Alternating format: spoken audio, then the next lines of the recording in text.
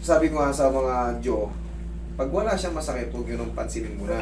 Yung mga small clicking, okay lang yun. Kainan nyo na ng bubble gum. Kasi ako meron din ganyan eh, oh.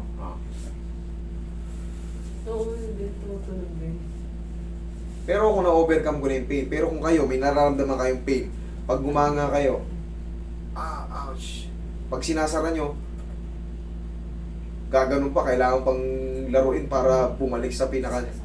Pero kung wala naman, may clicking, bugbugin nyo lang muna ng bubble gum. Okay? Bugbugin nyo lang muna ng bubble gum. Pero kung gusto nyo ipa-align, kung talagang namumblema kayo, align natin. Marami akong ganyang kaso. Hindi ba napapanood yung mga video ko? Hindi. Sa kanya ko lang nalang. Tumira ko dito sa...